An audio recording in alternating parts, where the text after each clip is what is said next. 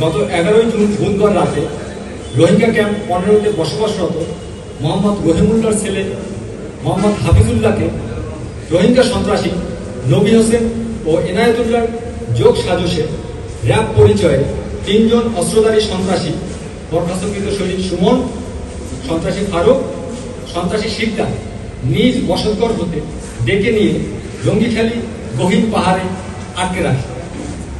পরবর্তীতে অজ্ঞাত স্থান থেকে সন্ত্রাসীরা ভিকটিমের পরিবারের নিকট 15 লক্ষ টাকা মুক্তিপণ দাবি করে। অপহরণের সংবাদ প্রাপ্তির পরক্ষণে র্যাব 15 এর একটি চৌকস আভিযানিক দল গত 13 জুন শুক্রবার জঙ্গিখালীতে অপহরণের অন্যতম প্রধান হোতা কুখ্যাত ডাকাত শাহ আলমের বাড়িতে হানা দিয়ে আফ্রিদি ও আব্দুল গফুর নামে 2 জন সন্দেহভাজনকে আটক করতে সক্ষম হয়।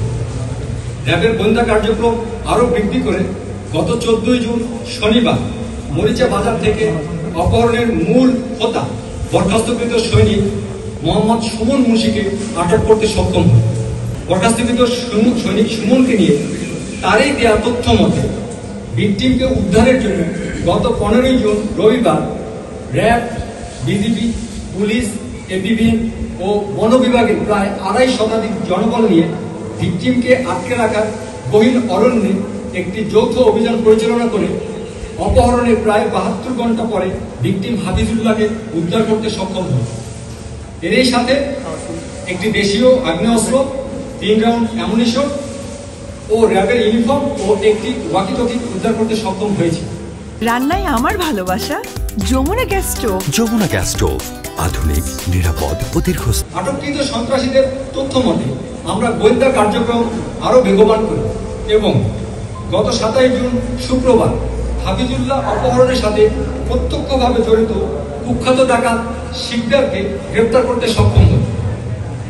শিকদারের দেওয়া তথ্য মতে আমরা গতকালকে উখিয়ার মরিচা এলাকায় নিজ বাড়ি থেকে সন্ত্রাসী ফারুককে আটক করতে সক্ষম হই।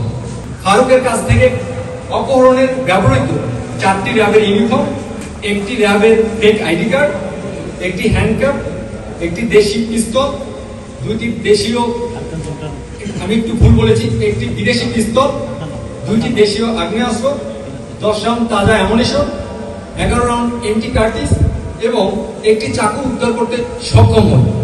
আমরা সন্ত্রাসীদেরকে জিজ্ঞাসাবাদে জানতে পারি বরখাস্তকৃত সৈনিক সুমন র্যাবে চাকুরির অভিজ্ঞতাকে কাজে লাগিয়ে কয়েক বছর আগে ঢাকার মিরপুরের শাহ আলী মার্কেট থেকে র্যাবের ইউনিফর্মগুলো তৈরি করেছে। আমরা আরও জানতে পারি যে এক একটি ইউনিফর্ম তৈরি করতে তিনি প্রায় 250 থেকে 500 টাকা ব্যয় করেছেন। সন্ত্রাসীরা বর্ণিত ইউনিফর্মগুলো ব্যবহার করে বিভিন্ন সময় র্যাবের পরিচয় অপহরণ করে আসছিল। রাষ্ট্রীয় বাহিনী কর্তৃক ব্যবহার করা যে পোশাকাদি আছে, এই পোশাকাদি ব্যক্তিগত পারপাজে কেউ ব্যবহার করতে পারবে না কিংবা প্রস্তুত করতে পারবে না, এটা একটি আইনত নিষিদ্ধ।